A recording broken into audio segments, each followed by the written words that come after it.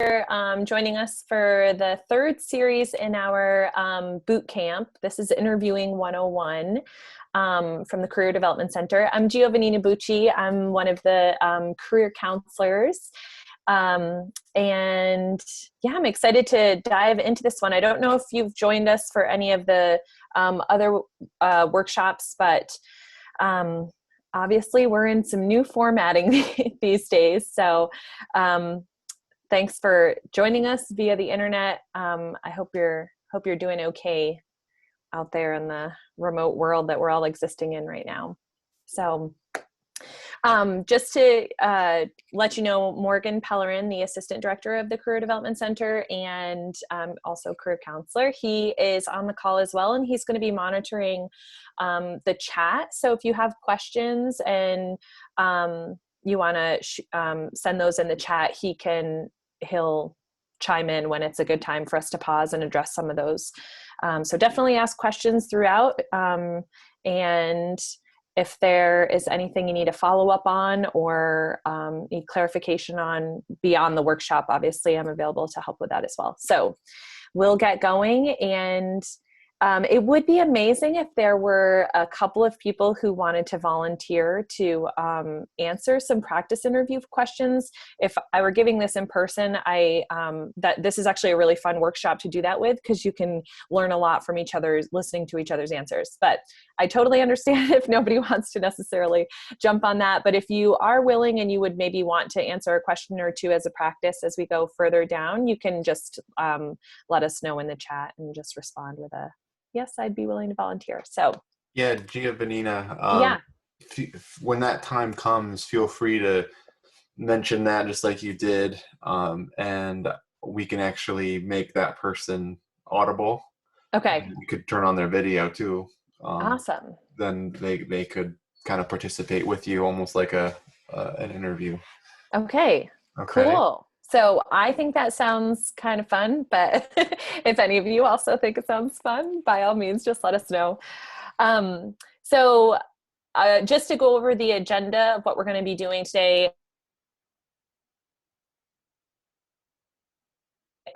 did the introduction of who we and just sort of a check-in that we've been doing in general before workshops, because we're in a really unique situation.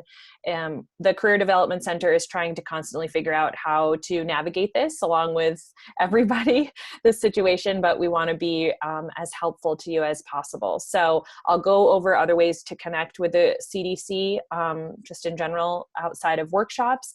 If you are feeling like you need more support, or if you have feedback and good ways for us to help students, we really, now that we're in the last kind of the home stretch of this spring semester, we just don't want any of our students to feel like they don't have answers to something or they're stuck for some reason. So keep us in mind as a resource and let us know how we can be more effective for you. So things we're going to go over today with regards to interviewing.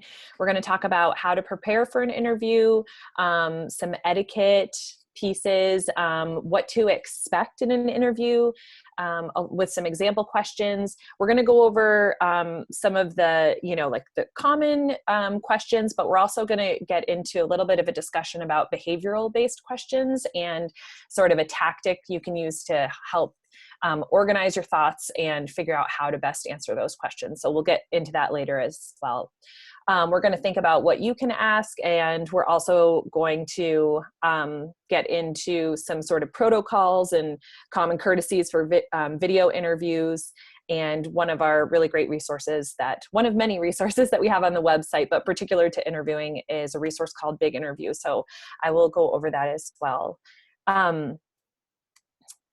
And if you have a chance to respond, if you have participated in any formal interviews, you can just write a yes in the chat. It'll be helpful to sort of know who the audience is today. So maybe you've never participated in a formal interview and you're kind of preparing for your first ones as you're applying for jobs, or some of you might have some practice. So if you want to chime into the chat and let us know if you do have experience with interviews, just to kind of get a poll, that'd be amazing. So in thinking about preparation for an interview, the first thing, the first three big things that you want to think about are, can you do the work? Will you do the work? And will you get along with most everyone? This is what employers are curious about. This is what employers, they want to know what skills and abilities you're bringing to the table, how effective you're going to be in leveraging those skills in the workplace, and then what you're going to look like amongst the team and how you operate with your teammates, essentially. So I also just want to mention that as I'm going through the slides here, I'll show you where the interview guidebook is on the website afterwards as well, because there's a lot of this is from there. I just kind of took the the nuts and bolts, but you can definitely use it as a reference to go back to after this if you want some more clarification. So before going into an interview, you're thinking about what do you want in terms of what is the job that you're looking for? How are you going to be a advantageous player in this for this employer? What are you bringing to the table? So what experiences do you have? What work experiences, applied learning experiences? Really thinking about, all of the things that you're using to build your resume, right? Thinking about how do we take all of that experience and the skills and, oh, are you doing the writing? I don't know what's writing on the, see, these are all the things we're learning about giving presentations. It looked like there was some writing on the, the PowerPoint. Anyway. There is, but I do not know where that's coming from. I don't either. So, I thought maybe you're like trying to underline the word resume. And I was like, oh, interesting. Okay. Anyway.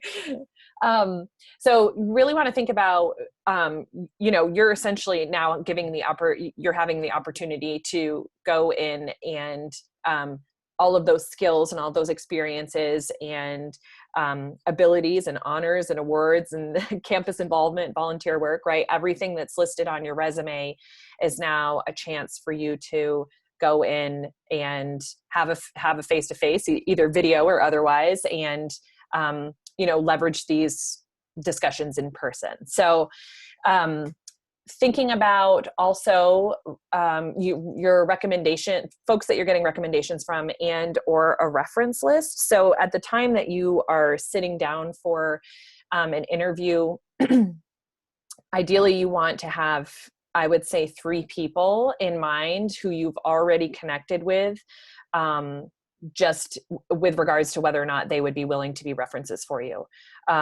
Often for students, this can look like 1 or 2 campus references, and then depending on how that works out, and or 1 or 2 other professional folks that you've maybe, if you've had a job outside off campus and you want to use a previous boss or supervisor, if there's a professor that you've really connected with on campus. So you want to make sure that this is, if you were in our previous workshops talking about keeping up with your network, this is a really important time, especially at the time of interviews, to make sure that you are, you just have those materials organized, and that folks that you're using as references are up to speed with where you're at in the process, and they're never in a position to be caught off guard, because that doesn't look good for anybody. So obviously this is all stuff that's you're considering and thinking about beforehand. We'll get a little bit more into attire, but obviously we'll chat about just what it looks like to show up and look professional and ready to get a job. There is certainly a good amount of research that you can do beforehand on the company and the position and the industry that you're going to be interviewing for. This is especially important when it comes down to typically towards the end of the interview, when you have the opportunity to ask them questions. You going in knowing where what sort of trends are happening in the business or in the organization, or the size of the company, or what sort of monetary or budget things they're working with, or what populations they're working with, right? So really knowing the business inside and out, and walking in, not only showcasing your own skills and your own experiences, but also showcasing that you care and you've done the legwork and you want to be here and you want to learn more about the potential position you could have at some point. So certainly all things to consider before you're getting ready for an interview. So some other details that will come up, the type of interview you're going to have. I imagine our face-to-face opportunities are going to be a little bit pushed out at the moment. I wouldn't be surprised, right, if there's sort of an influx of phone interviews, Skype interviews, or some version of Skype, whether it be Zoom or Google Meeting or whatever, a video interview nonetheless. So we'll talk more about the video interview etiquette towards the end as well, just some things to consider. I feel like I've taken a crash course in video things in the last couple of weeks while we're trying to figure out how to do all these things. So some other things to consider in terms of the type of interview, whether it's structured or unstructured. Sometimes interviews can be, half day or whole day long experiences, and your day is really planned out. Others might be a little bit more of an informal conversation, roundtable conversation with, a variety of folks at the table. It might be a bigger group of people. The interviews are set up a variety of ways, and it's okay for you to, sort of ask these questions so that you can be prepared and well-versed in what to expect.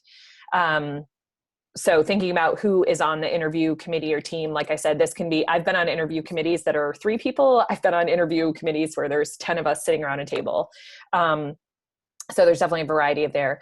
The length of the interview and the location, obviously, the location will eventually become important again once you hopefully go to work. But the length of the interview, just knowing sort of your timeline, these are all pieces, just logistic pieces to really set yourself up, and so that you're not stressed or caught off guard by an unanticipated, sort of detail, like you are going to be there 2 hours longer than you anticipated or something. So just some things to consider before you get in there. So these are a few things that I know this list probably looks kind of ridiculous, but these are a few things that are pulled from the etiquette portion of the guidebook. And we're reminding you of them because they, in fact, they happen. So obviously bring only the materials you need in terms of, I think it's always helpful to have maybe extra copies of your resume and cover letter, and or if you're bringing in some sort of portfolio, for instance, if graphic design or something, right, you might be bringing in a portfolio to showcase some of your work. But if you are bringing in extra materials, you're only bringing in the materials that you absolutely need. You just don't want to open like a briefcase full of what looks like the inside of my car, probably just a bunch of papers and mismatched things. So thinking about that, don't bring your mom or your sister or someone to wait in the room while you go to be interviewed.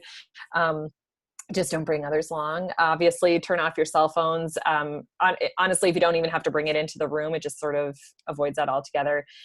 Things like, don't chew gum, don't have hard candy in, right? These are just they seem really obvious and probably kind of silly, but they're general reminders because they get overlooked sometimes.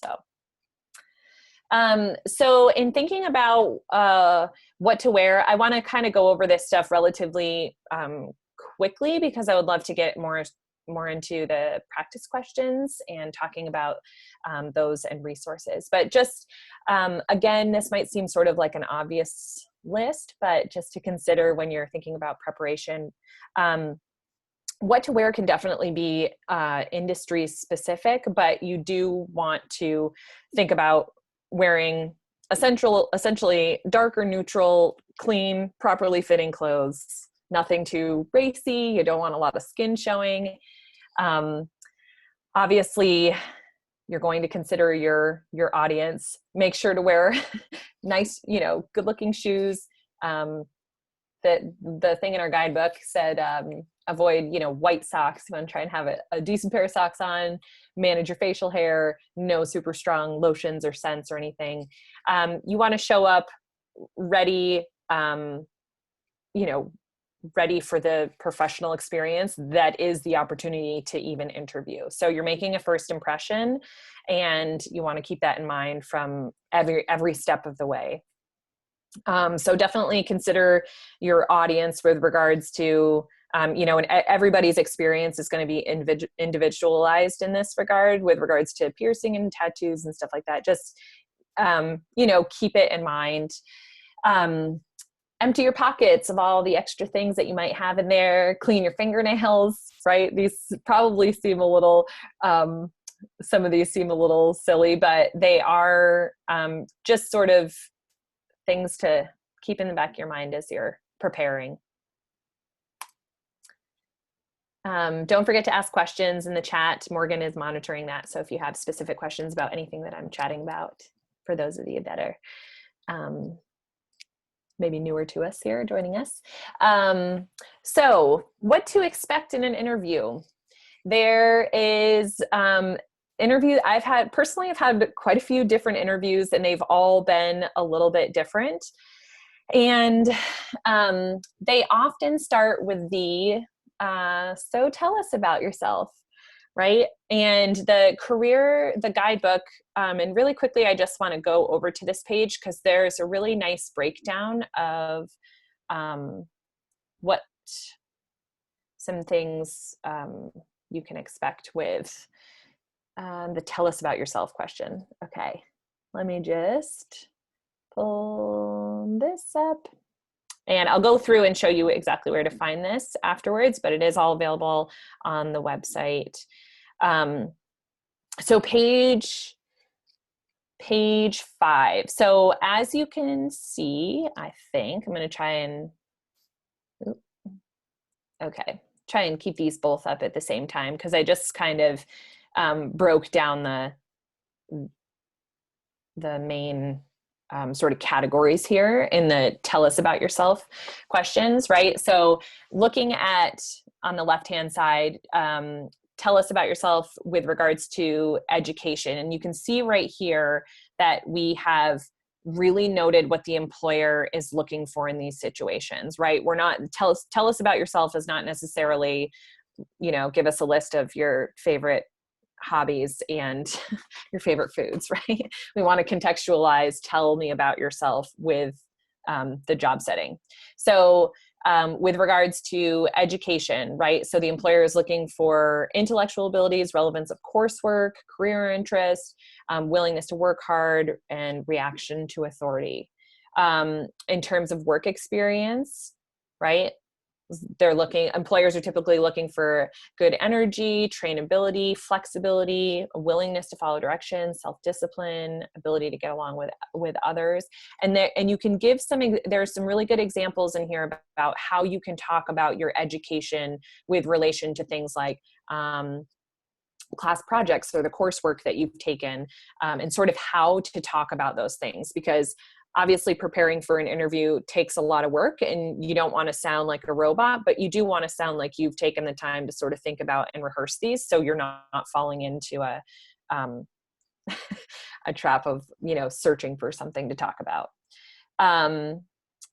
Because very easily, right, when we're nervous, we can get rambling. So I do that. I probably do that in these in these presentations, but they keep me honest. With regards to activities and interests, you're thinking about your volunteer experience or your extracurricular activities, your campus involvement. Right, the employer is looking for the ability to motivate and lead others, a diversity of interests, ability to cope with others, and then thinking about your career goals. So of course, they're looking for preparation, knowledge of opportunities, genuine interest in the company, career interest in line with your personal strengths, right? And this is what we were talking about before with regards to thinking about what questions you can ask, right? Because this is all evidence. This all ties in together. This is all evidence for your preparation and how you prepare for things like interviews, because that's likely going to be how you prepare for big projects at work, right? So all of the things and all of the behaviors you're doing to help prepare you for the interview are going to be visible to the employer as skills or abilities that you're going to leverage in the workplace. So you're keeping that in mind as well. Getting into the what you can ask, which is right down here at the bottom. In talking about, I'll talk about this a little bit more in a little bit with regards to what you can ask, depending on who your audience is in the interview room, right? Are you talking to a supervisor? Are you talking to a potential coworker? Are you talking to the HR person? Knowing your audience and knowing what to ask in regards to that piece is can just be really helpful for tailoring your questions. And then you would have the kind of tying up of loose ends. So when you can expect to be, what the follow-up will look like, essentially.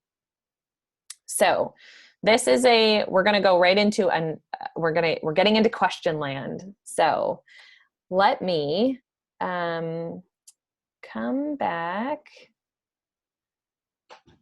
out here. Do we have any volunteers anybody that would want to answer a practice question?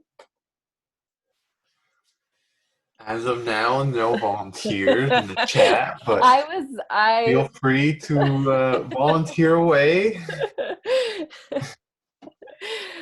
That's okay. I'm definitely putting people on the spot, but if you're feeling brave, like you want to give it a whirl, that's awesome. If you don't, these are some of the, I pulled some of these ones. These are pretty typical. Yes, a volunteer.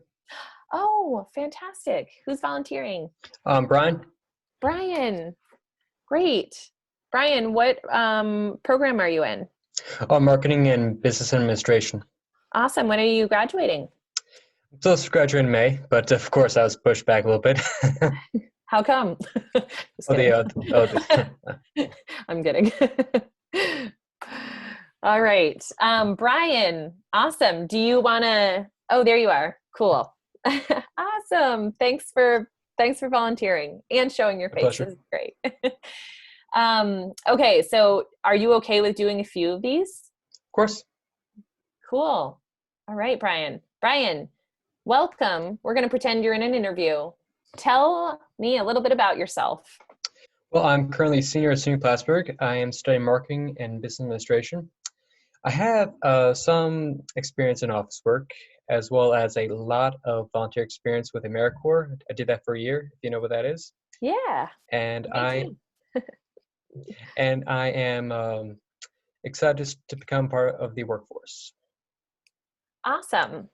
So, good answer. Would you, thinking hindsight, right, now that you've had 2 extra seconds to think about it, is there a piece that you would add or take away, or how comfortable did you feel in delivering that? You sounded very comfortable, by the way. Thank you. The last part I said, excited to become part of the workforce, I think maybe I should tweak that a little bit. So yeah, that was going to be my exact feedback, because you could just tell the other pieces were thought out and things you had thought through, right? And I'm putting you very much on the spot. So you're a champ, regardless of your answers. Yeah, that last part you could tell was just a little bit of an add-on. So, but definitely a good first and thorough answer, especially because you talked about your program, but also about the volunteer work that you've been doing. And, essentially talking about yourself, right, in an interview, you certainly don't want to go on for days in this very first question, but you do want to sort of it's an opportunity for you to plant some different seeds, because some piece of that might, whoever's in the committee might connect to one piece of that, right? So I said to you, oh yeah, I was in AmeriCorps as well, right? All of a sudden that gives us a talking point. And for you and I to have a piece of connection. Somebody else might be a SUNY Plattsburgh alumni. Somebody else in the interview committee, right, might have, has your same degree, whatever it is. But these little pieces that we're talking about ourselves in the beginning, think of them as you're kind of throwing a bunch of little networks out there to the people in the audience in the room as ways for you to connect and work through the interview together. You know what I mean? Does that make sense? Mm-hmm. Awesome. Okay. So, Brian, great job. Thank you. Brian, give us an example of a problem you faced and how you solved it. Just give me a moment to think about that. Yeah, sure. You can definitely do that in an interview. Ask for a moment to think. What kind of problem were you like? What kind of problem did you mean? You can give, so this is a great question. You can give an example of, really anything. So depending on what you want to think about in this question, right? So we'll kind of chat about it a little bit before you're off the hook for a moment. So give an example of a problem you faced and how you solved it. And afterwards, I'm going to touch on, there's a process to kind of help you build these type of answers to these types of questions. But a problem could be, let's say you were working in a group in a class, you had a group project, and you didn't feel like everyone was carrying the weight of the group appropriately, but you still had to get the task done. Mm-hmm. What do you do in that situation? I don't know if this is a personal experience for you, but I'm just trying to give you some examples of, like, this could be class related or project related. This could be a challenge that you faced in a, if there was something in AmeriCorps, right? Like any number of things. Sometimes you're kind of thrown out independently in AmeriCorps to kind of figure out like what you're supposed to be doing and how you're supposed to be helping and supporting the greater cause or whatever. And sometimes that can feel a little like, hey, what am I supposed to be doing? So if that feels like it was challenging for you, or some part of that was challenging for you, you can talk about that and what you did to solve it. Really, the interviewer at this point is looking for your problem solving skills and what you did to make a change that was necessary. Actually, there was a time, it was actually about a year ago. I was doing a marketing project with 3 other students, and now it was due the next day. They said that they would all have it done like the day before it's due. Yes. However, only half the project was finished, so I had to take charge and complete all the rest of it. And I stayed up all night for it, and I got an A- on the project. Excellent. So you solve the problem by getting it done, right? But in the workforce or in a workplace, right? What would that look like? What would the problem solving look long term? Because you can't do all of the work for 4 people every time a project comes up, right? No. So would it mean, oh, okay, like thinking about this, like, I was able to get it all done, but in the workplace, how would this apply, right? Do you need to sort of be better at delegating, or did the communication need to be kind of tightened up a little bit? Or should there have been mini deadlines so that we made sure everybody was on the same page, right? It's this tough balance of like trusting your teammates and your coworkers, and then also being like, we have to get everything done, right? And how are we gonna combine those things? Mm-hmm. So yeah, great example. You could go a lot of directions with that, because you're showcasing in that regard, right? Like your problem solving abilities are like, this needs to get done. I am a workhorse. I will get this done, right? So it's showing that part. You just want to think about, okay, what does that also showcase? Maybe this is something I could talk about in sort of that weakness section, in terms of maybe I need to be better at delegating, or how can I be effective in my communication as a sort of a group project leader, right? All these things to get you thinking. We're going to talk about, so, I mean, the thing is interviews, I feel like we could probably have like 10 workshops on them, because they're all a little bit different and they all ask a little bit different questions, but nonetheless. Okay. How about Brian? Are you still okay being in the hot seat? You're doing great. In your lifetime, what was your proudest accomplishment and what did you learn? Proudest accomplishment. Did not expect that. That may take a minute for me to think about. No problem. Also, if there's anybody, you're awesome. If anybody else also wants to, have a chance at these, just let Morgan know in the chat and we can. Poor Brian, we're really putting you on the spot, but you're awesome. Well, it's not like a specific thing, but I would say, as mentioned earlier, AmeriCorps, like I'm Yeah. proud that I was part of the program for a year, Yeah. and I was committed. Like about a third of our, well, it was like some people left the program, but I stuck through it. I liked it, Awesome. Good for you. That and is an making a amazing difference, accomplishment. especially Yeah. the carpentry. Like in New Mexico, we actually built a home for a family, and in Texas, we rebuilt a school that was damaged after Hurricane or Harvey. Yeah. Awesome. That's amazing. That's amazing. So great answer. AmeriCorps is a really proud accomplishment, especially sticking through any volunteer program for an entire year, right? And I imagine you had to move and you're in a different. Oh yes, we yeah, 4 different locations. Yeah, right. So I mean, there's so many amazing. There are so many amazing skills and abilities that you gain from that experience being in AmeriCorps, and the fact that you're proud, which you should be, for sticking through and completing the program. And then you did a nice job with talking about what you learned, like getting specific about the examples of, building houses and learning the carpentry skills. And you definitely had to work in teams. I'm assuming you didn't throw up a house by yourself, right? No, I did not so build so it's houses. awesome, because the reason I'm bringing up sort of these other points is, my point is, in an interview, what you talk about can engage or invite other questions or interests. And your every answer you're giving, you want to really think about what skills are you showcasing for your audience, which in this case is the interview committee, right? And so being a part of AmeriCorps and staying dedicated to a volunteer experience and being mobile and working in teams, right? This shows your flexibility, your problem solving skills. It shows your willingness to work in a team. It shows all of these wonderful attributes. So I think it's a great piece of your resume to draw upon. Thank you. Just a quick question. Yeah, During an interview, are there ever times that you could be interviewed by more than one person? definitely. Yes. I don't think I've ever been in an interview with only one person, to be honest with you. Really? Yeah. I've always, Morgan, feel free to chime in on this if if you've had different experiences, but I've always been on an interview, or I've always been in interviews where there's a team or committee of interviewers.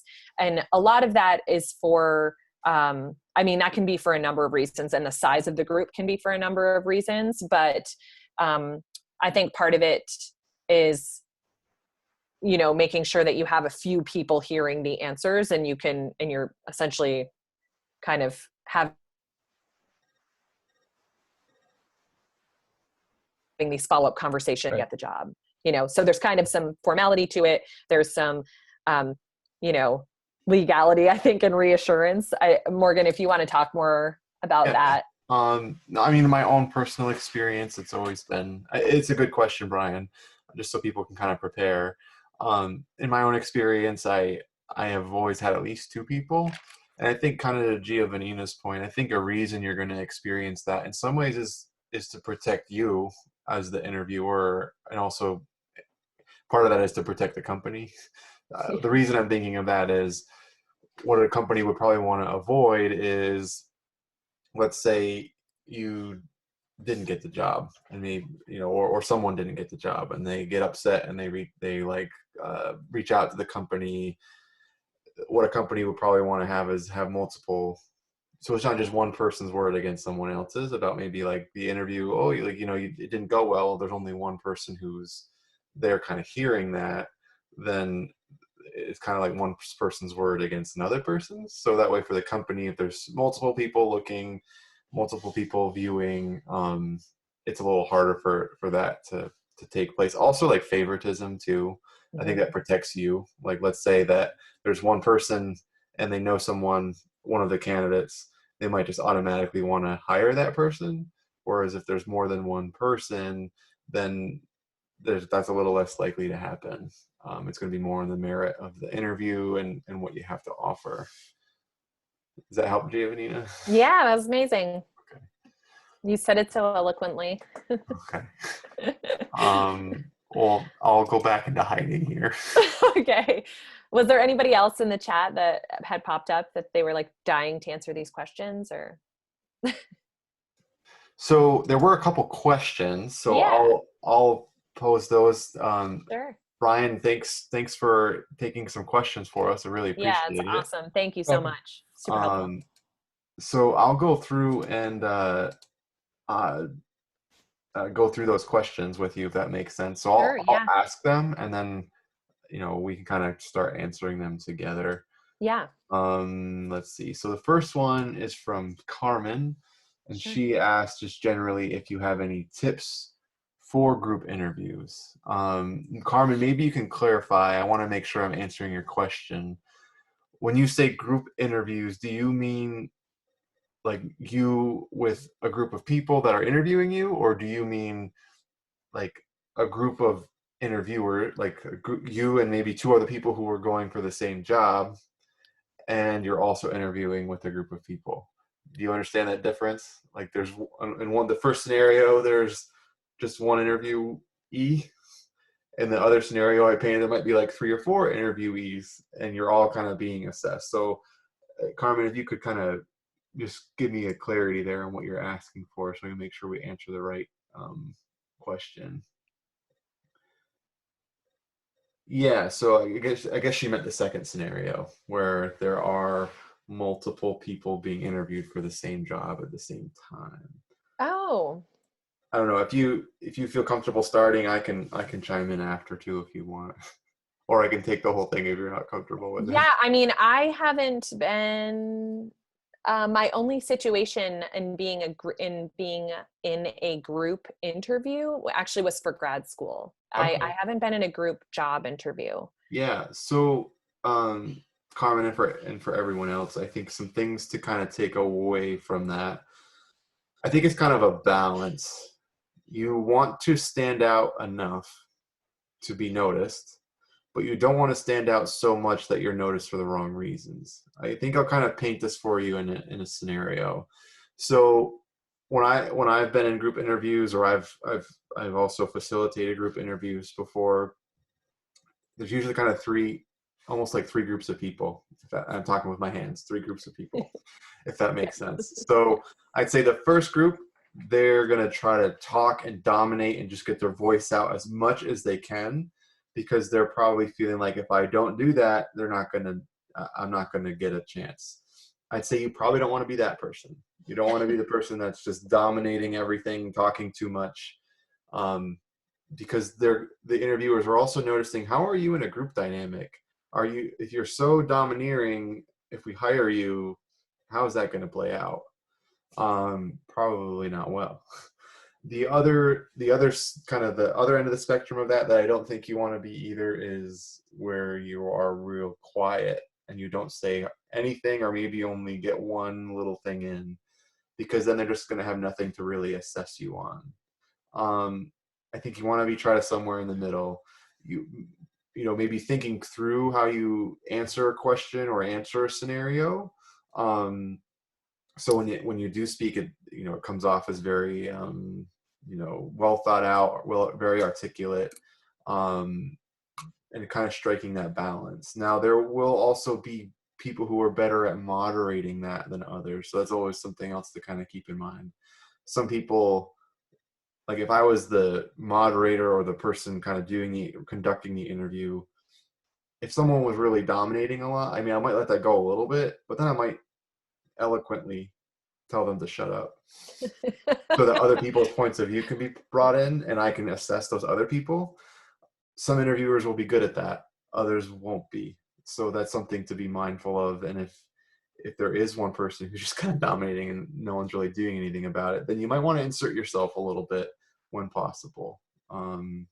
Anything you'd add to that, Gia Benina? Yeah, no, I think that is awesome. I just was thinking about too, with regards to sort of the group dynamic, is there's a lot to be said for your nonverbal communication, Yeah. right? So your reaction to other folks to the person dominating the conversation, you just want to be mindful and conscious of your reaction to that person, because everything you're doing in this group dynamic is sort of painting a picture of how you might operate in the group dynamic at work. So you still want to, even if you're driven to madness because someone is dominating, you still want to just be thoughtful about what your body language is doing and saying, and sort of what level of respect and professionalism you're having in that process the whole time. I would say you want to just to, like Morgan was saying, you don't want to be up here and you don't want to be, down here in terms of that group, and just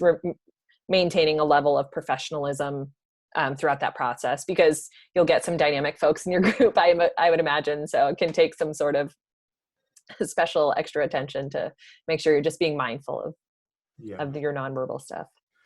Couple other questions if you want to keep going. Yeah, might as well. Yeah, that's great. So, Samantha, I think you had a very similar question, basically how to stand out in a group interview. I would just reiterate what Giovanina and I had already shared. Let's see. So Felix asks, do you have any tips for like a phone interview? How that might be different in my mind than like a in-person interview. Yeah. Yes. I've definitely done phone interviews, and the thing that is challenging with phone interviews is you're not getting the nonverbal feedback. You're not getting sort of the head nods, you're not getting the eye contact. And so I think what can you're going to do the same preparation for a phone interview that you would do for an in-person interview, in terms of all, those first few slides that we went over in terms of doing like your legwork, right? So you're showing up fully prepared with probably your documents in front of you, having a good sense of who's on the interview team beforehand, because you're not going to meet them to shake hands beforehand.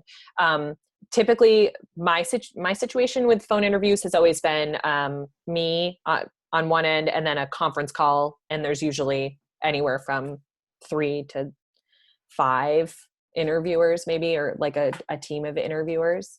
So that's I would say that the challenging thing to phone interviews is not getting that feedback and feeling like you need to fill space, because there's this little bit of awkward silence on a phone interview, because the folks on the other end are also taking notes or jotting down, other questions or things that they want to maybe come back to. And so there's kind of a little bit of lag time where there's this like unknown component, because you've finished answering a question and the team is kind of collecting themselves on the other end and waiting for the next person to ask the question. So just I'd say being intentional and mindful about your answers, but not feeling like you have to ramble on for 4 days to fill space, because they're going to wait for you to say, that is my answer.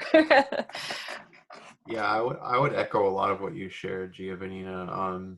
Some things to keep in mind. I mean, one, a phone interview is awkward. Like, not gonna lie, it's awkward. It definitely is. It's awkward for the interviewers. I've been on the interviewer side. Uh-huh. It's awkward for you as the interviewee. Yeah. There will be, like as you said, those moments of kind of just quiet because people are writing things down. Don't look too much into that, I guess I would say. Like they're trying to make their notes so they can remember what you said. Yeah. Phone interviews, I think, generally are pretty short. 30 minutes. Mm-hmm. I would say, lean into some of the things you can take advantage of. Like you could have notes out in front of you. They're not going to see it. So have them out. Or have like their website up. Like if anything that's going to help you feel more comfortable in the interview, do it, because they're not going to see you. There was another thing I wanted to say too that I usually say about phone interviews. I guess this is just something in general for all interviews, but I kind of just was thinking about it with phone interviews. Try to get the names of the people who they're probably all going to introduce themselves. Try to get their names if you can. And then if you're able to, like following up on whether you go on their website and look at the directory for emails or something like that, send a thank you email within 24 hours of the phone interview. That would be something else. And that's just a general recommendation for a regular interview too. But I would reiterate that with a phone interview, partially because they don't get to see you. You don't get to see any body language. You're not really going to be able to develop a rapport in the same way that you would in person. So, awesome. There was at least one more question. Okay, cool. Another question had to do about tattoos. Yeah. So just any tips for visible tattoos at interviews, especially informal interviews?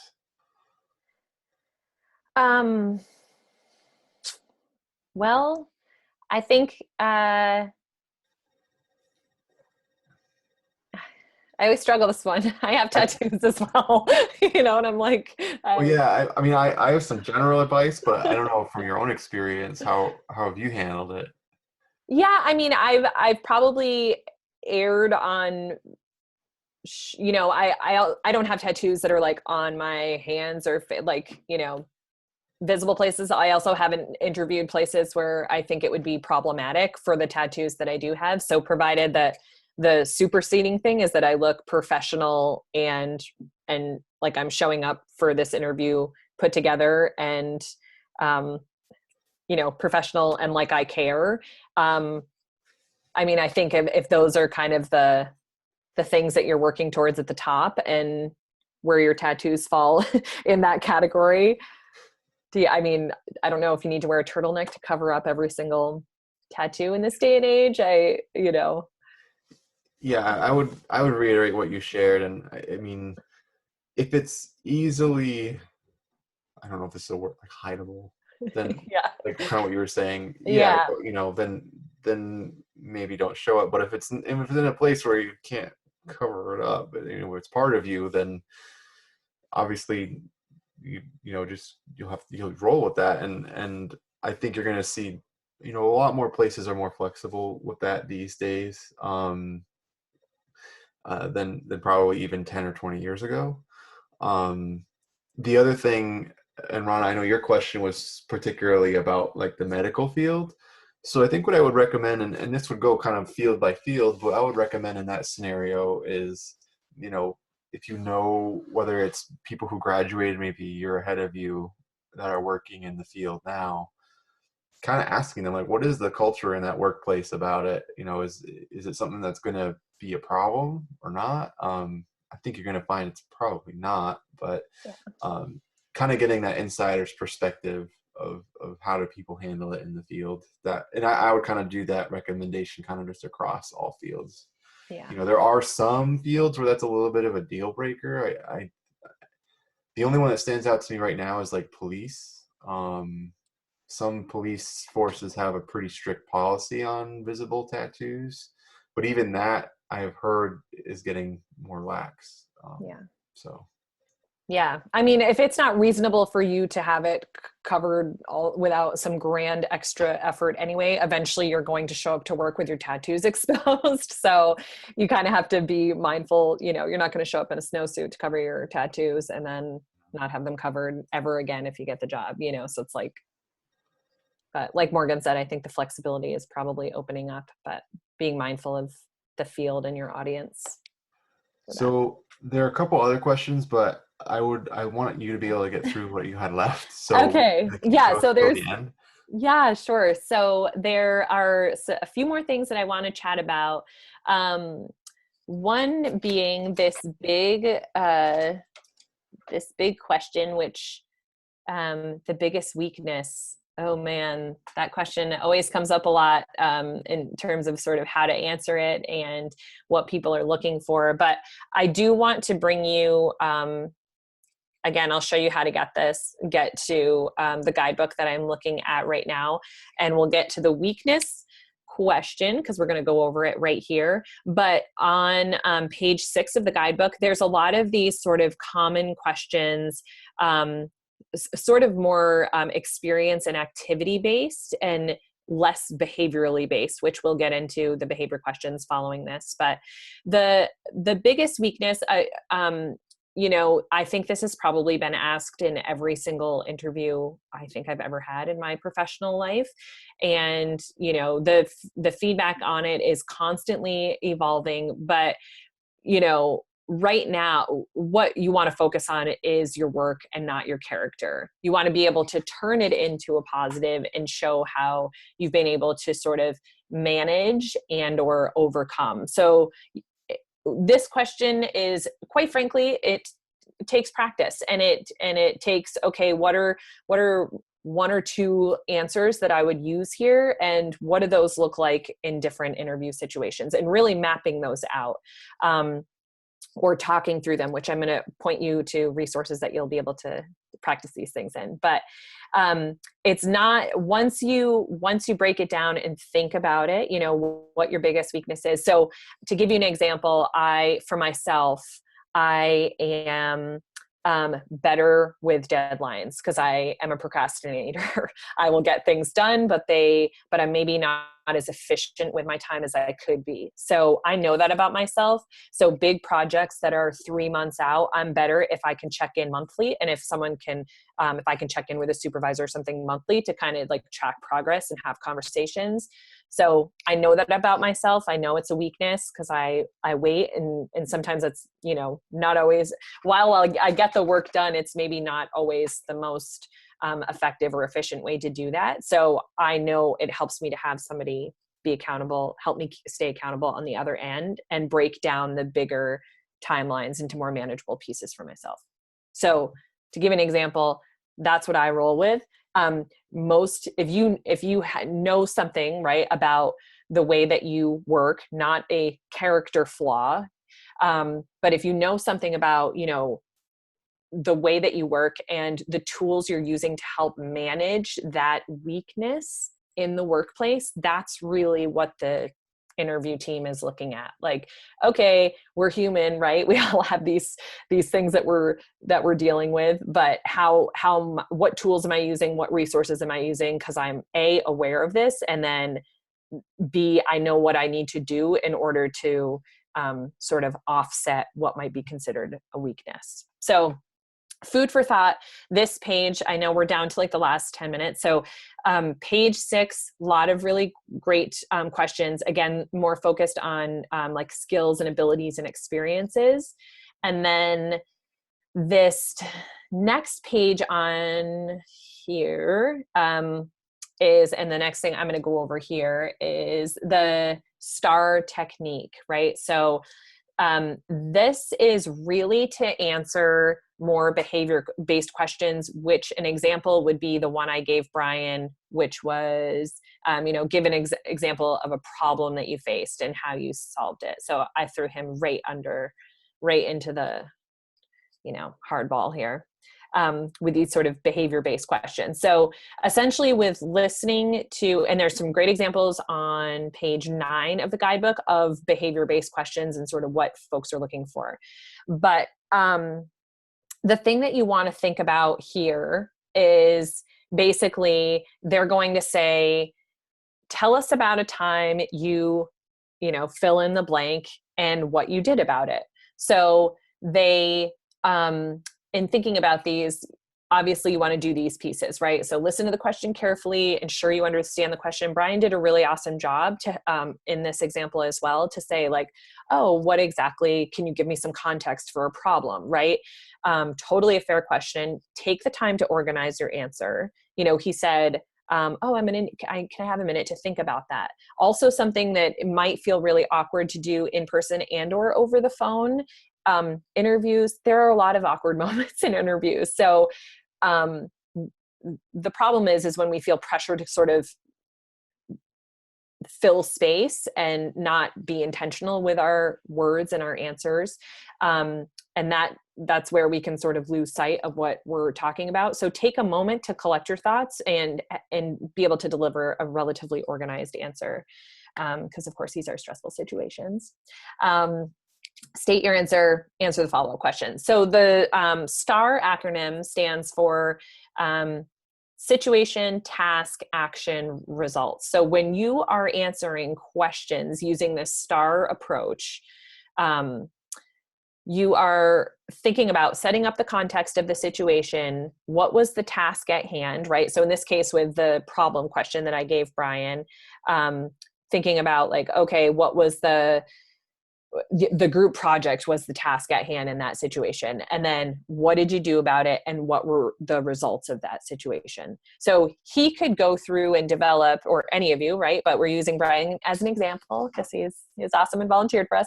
So thinking about using that STAR approach, right? What's the situation, the task, action, and results? In thinking about these behavior-based questions, which on page 9, there are a lot of really great examples of these types of questions. And I would strongly encourage you to look at these because these are common questions. So for example, I feel like the teamwork thing has come up quite a bit for me personally. So describe a time when you got coworkers or classmates who dislike each other to work together. How did you accomplish this? What was the outcome? A lot of times these sort of hypothetical scenario questions can be sort of long-winded from the interviewer. So you just want to, as you can see, that's 3 questions in one right there. So the importance of listening carefully and ensuring that you understand the question, because these can start to get a little bit cumbersome, and you just want to make sure you're touching on all of the points, and then thinking about these STAR steps when you're working through how to answer questions like these. But this, I would really encourage you to look at these few pages. I mean, the whole guidebook is really helpful, but these questions on page 16 and then also on page 9, super helpful. But I want to turn you, oh my goodness, the time. Okay. Let's see here. I do want to turn you on to the big interview resource, which is on our website. I talked about this a little bit already. I'm so sorry to rush. I just feel like you asked really wonderful questions. So I'm glad we stopped to answer those. Like I said, a lot of this is from the guide, pulled from the guidebook, but let's go to the big interview resource, which is on the Career Development Center website. So if you go to Career Development Center on our website and job postings and career tools, big interview is the 3rd one down here. And if you haven't already signed up and or logged into Big Interview, you can register and do that. It's super easy. I just did it earlier. And essentially, Big Interview is a giant pool of resources, opportunities for mock interviews and feedback. There's practice questions. There are ways for you to help build up your answers, essentially. So, for example, I'm just getting familiar with Big Interview from the quote unquote student side of things, because I just got access as a student. So, but there are, if you go to practice, there are practice interviews. There are interview roulette is pretty awesome. There are tons of questions that you can go through. You can, listen to some of their practice questions. I mean, there's like hundreds and hundreds of questions on here. The answer builder, see, you'll notice this STAR tactic essentially gives you an opportunity to go through and just jot down some practice answers. So, let's see, I think I did one called like School A or something like that. So something to help remind you. So essentially, it just gives you a step-by-step way to build answers to more of these behavioral-based questions, which is what we were talking about here, right? So using that STAR approach. So there is a lot of resources in Big Interview, and many more than I have covered here. But I would encourage you to at least get in there and begin to look around, because there's just a lot of opportunity for you to find really good tools, get some good practice in, build your confidence. We didn't even get into all of those amazing things about showing up to an interview confident and ready to roll, which does take practice. So you taking the time to do the research and the practice on the other end of things is going to be wildly evident when you sit down in a room and you're answering questions confidently, intentionally, you're mindful of your body language, professionally, right? And you've done the legwork. So you've researched your own experiences and skills and abilities and figured out how to leverage those skills and abilities with whatever job it is that you're applying for. And you have a chance to walk in the room. You deserve to be there. So knowing that you deserve to be there and to put your best foot forward, right? And there's a lot of opportunities through the Career Development Center, and I will wrap this up, but there are a lot of opportunities. You can do a full mock interview with one of the career counselors. You can submit mock interviews answers through Big Interview and get feedback on individual answers. There's a lot of classes that do this. Certainly one-on-one appointments. If you want to just kind of practice going through, not necessarily do a full mock interview with a career counselor. There are a lot of options for the Career Development Center to help you. And I'm sorry that I've run out of time because there's definitely more I wanted to chat about, but a lot of good resources on our website. And just really quickly, obviously we're trying to, as I was saying earlier, we're trying to figure out how to best help and access students and get to you. And thank you so much for showing up to the workshops. We've had really amazing turnouts the last couple of ones we've held online. Just to go over really quickly in terms of what we're offering at the Career Development Center, there's still virtual walk-in hours. You can get your resume, cover letters reviewed through Handshake. If you submit those, you can still schedule appointments. We have these workshops going on. There's one more happening next Monday on salary and benefits. Options for connecting with employers, because we know things like the career fairs have been canceled, and then just some other online resources. But job postings and career tools, I think you'll find also to just be a really helpful additive on our website as well. So certainly a lot of options for resources. But is there any other quick questions? And I just don't want to leave things hanging for people. Yeah. Sorry.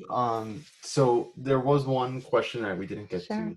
And I think it'll be one that I think other folks would have as well. Sure. So it was asking at the end of an interview, kind of what questions would be suggested to ask, when you're offered that time to, do you have any questions? What are some good questions to have? Yes. So I thought this was really helpful. In the guidebook, there is I think it's right at the very end here. Thank you for asking that question, by the way. I'm not sure who did, but super helpful. This is another page in the guidebook. It's page 10. And of the workshop, thinking about who your audience is sitting around the table, right? Are you being interviewed by a possible supervisor or boss? Are you being interviewed by coworkers who share your same position? Are you being interviewed by the HR manager or somebody from a different department? So some of it is really thinking about that audience when you are getting ready to make decisions about some things that you want to ask. The other thing is, ask questions that you're genuinely curious about. If you're doing enough research on, if you're kind of doing more of your research and the work on that end of things, preparing for the interview, you're going to walk in knowing a decent amount about the company, and you're going to learn more as the interview goes on. So there obviously is a level of preparation and thinking about things that you might be curious about, but doing that research on the back end of things is going to be really helpful. And this page 10, I think, is really helpful for just generating some ideas about questions you can consider asking to prospective employers. Do you have thoughts on that, Morgan? No, I would agree with that. There are some general, like, kind of safe, good ones to ask that, if I'm helping someone who's really struggling, could be something like,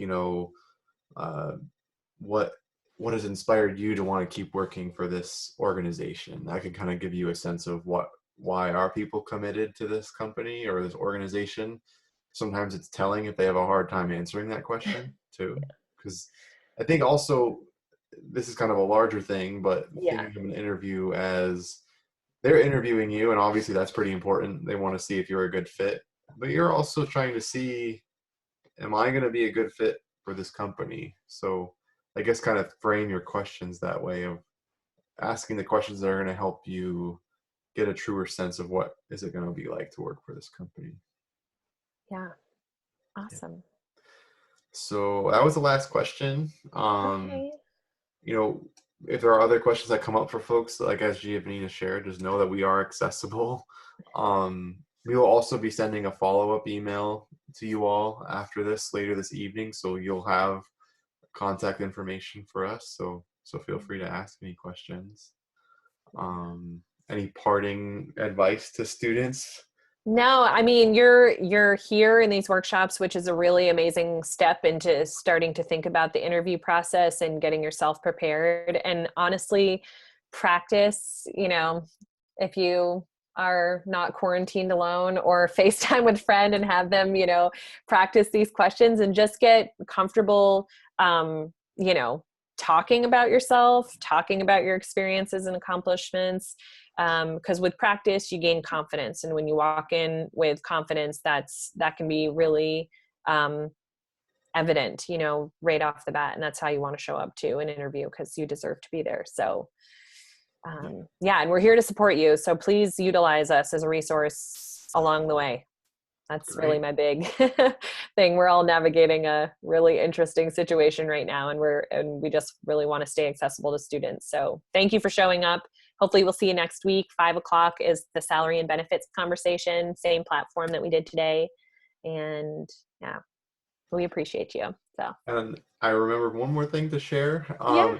Anyone is looking for a 1-credit class for the last few weeks of the semester, we will actually be teaching a 1-credit class online. The details are still kind of being flushed out right now. I don't think it's going to start until next week.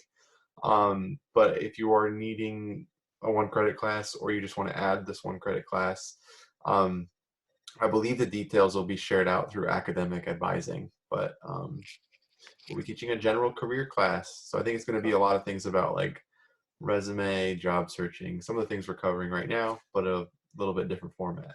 So, awesome. And I'll be teaching it. So. Oh, cool. Yeah. But anyway, I'll go ahead and end this. We'll make the recording available, and we'll see you. Hopefully, we'll see you next week at the same time and same place. Awesome. Thank you. Yeah. Have a good evening, Giovanna. Yeah, you too, Morgan. Thanks for your help with everything. No problem. I'm gonna stop recording.